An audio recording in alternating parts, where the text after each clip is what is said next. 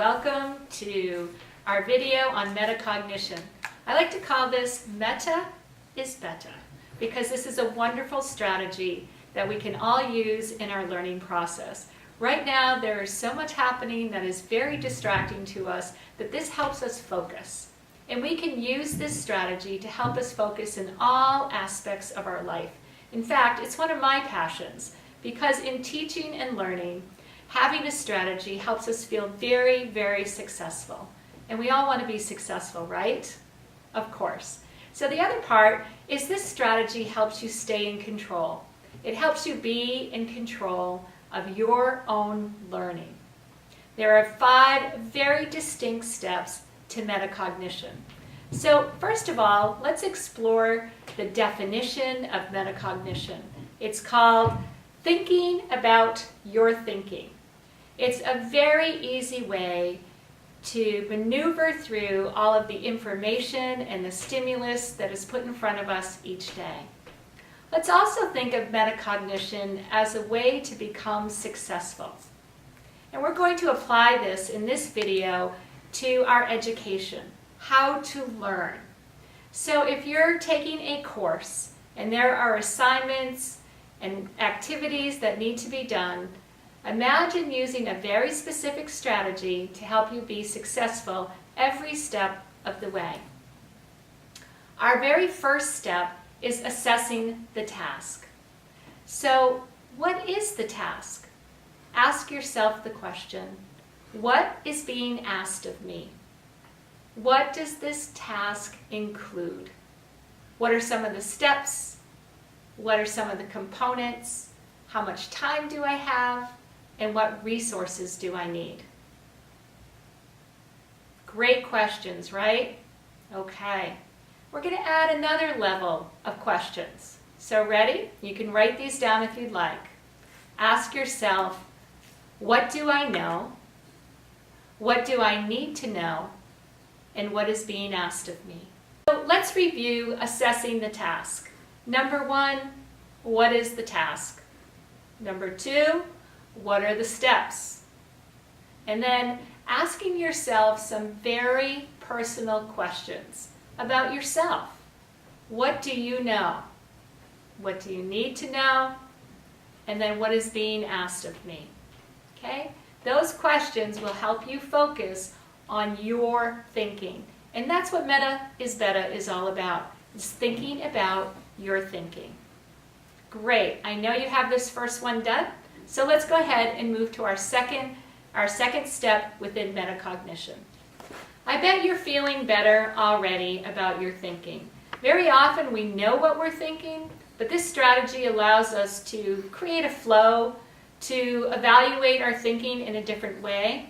And I like to say that it gives us an opportunity to look at our very personal best.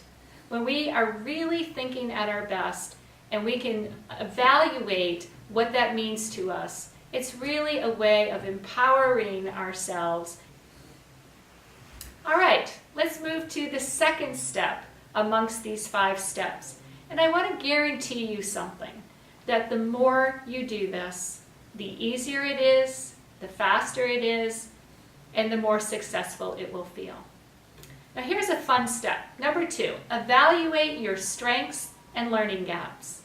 And if you noticed, I didn't use the word weakness.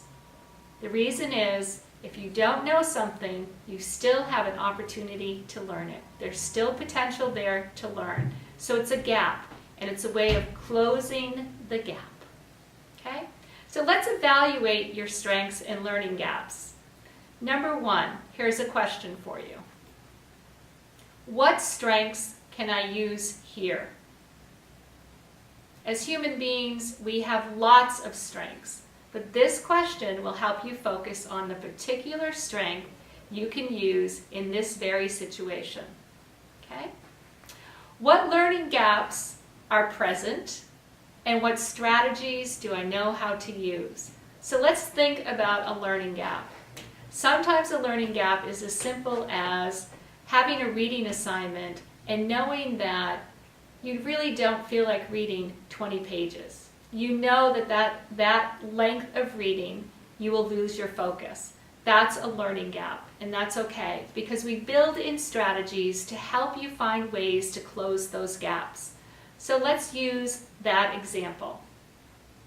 Here's an assignment. It's a reading assignment and there's 20 pages.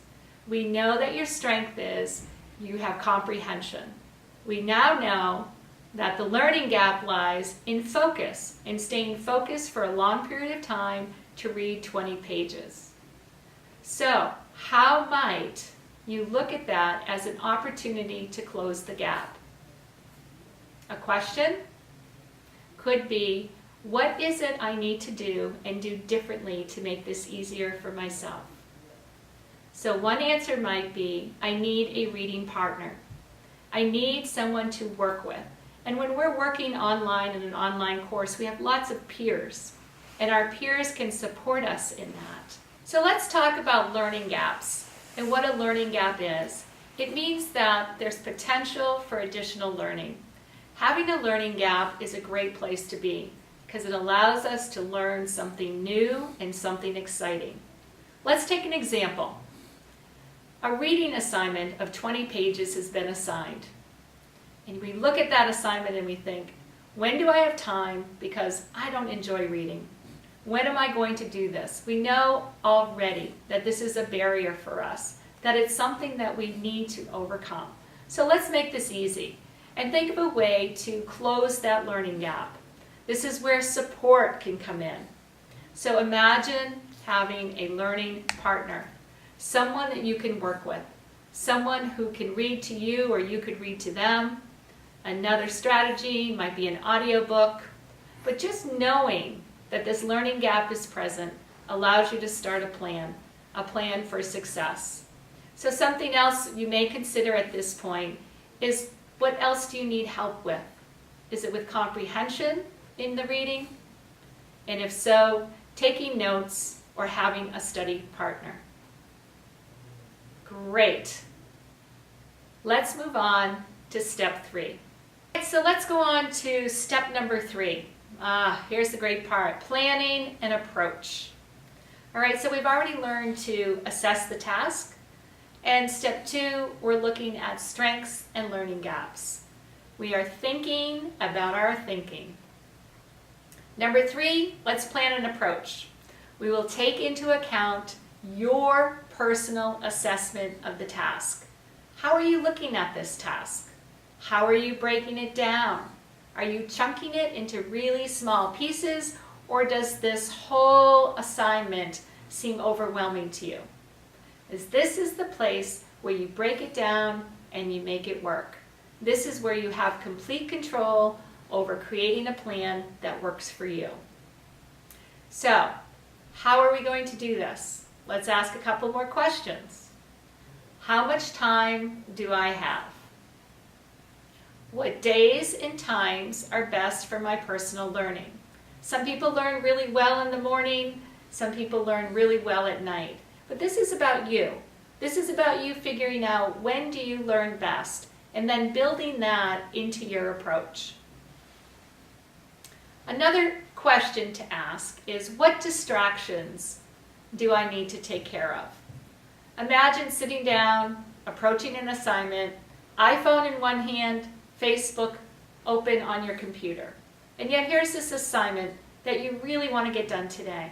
So here's a place to incorporate that into your approach. What do you need to do to get rid of those distractions? It could be as simple as turning off your phone and turning off Facebook and saying, I'll come back to this in half an hour. I'm going to take 30 minutes right now as part of my approach, and when I'm done, then I can go back to my social media and see what my friends are doing.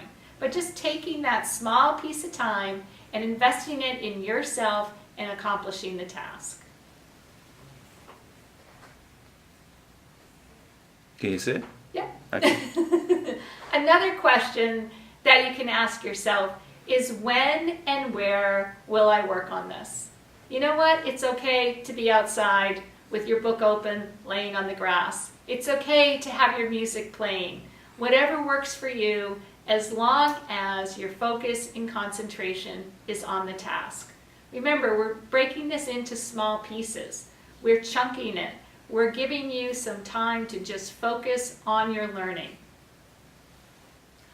Another great question to ask yourself is, what resources will I need? What do I need to feel comfortable, to feel safe, to have information in front of me? It could be as simple as making sure you have the right book, that you have a pad of paper, a pen, a pencil, and your computer is charged up and ready to go. That is managing the materials that are going to support you in your approach. So some questions that you can ask yourself when you're applying strategies and monitoring your performance are, am I making progress? And for you, what does progress look like? Are you staying more focused? Are you paying attention? Are you completing your assignment in a time that feels good to you? Those are all wonderful ways to monitor your performance. Another question you might ask yourself is, what else do I need to do? What else here in applying this strategy would help me be very, very successful? Remember, these questions are to help uncover your own thinking about your thinking. And we apply these over and over and over again. The first time you go through this cycle will be very different than the next time. So keep that in mind, that it gets easier and easier every step of the way. So one of the questions you can ask yourself is about time. How long is this taking me? Okay, remember we set a time when we plan the approach for 30 minutes. You can ask yourself, how long is this taking me? How long does it take me to read a page? Because now we're beginning to understand at a deeper level exactly how your learning works for you. Another question you could ask yourself is, how can I redirect if I'm losing focus? Having focus is a key strategy to success. Again, a question to explore as you learn more about your thinking. So let's go to step 5. This is where we reflect and adjust. And remember that this cycle is happening like that because our thinking continues to change. So when we reflect and adjust, one great way of doing that is reassessing each of the tasks or each of the steps that you have just gone through. Ask yourself a couple questions. Our first step was assessing the task. How did that work? Were you able to break it down? Do you understand the task? Do you know what you need to do to complete the task? The second one we looked at was evaluating your strengths and your learning gaps. What did you uncover here? What did you find out about your strengths and what learning gaps were present? Because we know when there's a learning gap, there's a strategy to follow. The third step is planning the approach. So remember, we're in reflection mode right now. How did that approach work? Did you get down all of the elements? Were you able to list all of the elements that you needed within that approach? Our fourth step was applying strategies, and I believe that this is the most important one.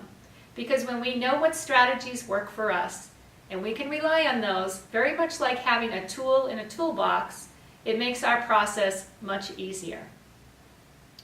And as we think about reflect and adjust, which we've just done, we've reflected through those steps. Now here's another key part, the adjustment. What do we need to do differently? What, given the same opportunity, would we like to see unfold differently for us? That's the adjustment part. It could be about time, resources, the way we evaluate our strengths and learning gaps, and even how we approach the task. So remember, these are 5 steps that help you think about your thinking. They get easier and easier each time you apply them. And I guarantee you this, your thinking is the most important thing you can think about in terms of success. So give it a try, let us know how it works, and have a great time doing it. Thanks for joining us. Great. I just want to do a pickup, and this is a pickup. Tell me we're not going to see you. Tell me what the 5 steps are. The 5 steps to metacognition are assessing the task, evaluating strengths and learning gaps, planning an approach, applying strategies and monitoring performance. And the fifth step is reflecting and adjusting. And give me a wild line, which is, let's do a quick review. Okay. You're not on camera, you can just say it. Okay, let's do a quick review. I'm on camera or not on camera? You're not on camera, Okay. but do it clear again. Okay, so let's do a quick review. We have 5 steps and we're talking about metacognition, thinking about our thinking. The first step being assessing the task. What is the task in front of me? The second step, evaluate our strengths and learning gaps.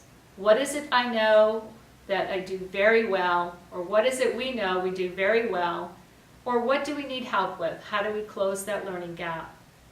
The third step is planning an approach, taking into account everything you know and then putting that in a systematic way to create an approach to be successful. The fourth is applying strategies and monitoring your performance. So what strategies work well for you and how are they going to help you be successful? And then the fifth, reflect and adjust as needed. That constant reflection and adjustment, making those minor changes along the way to be successful.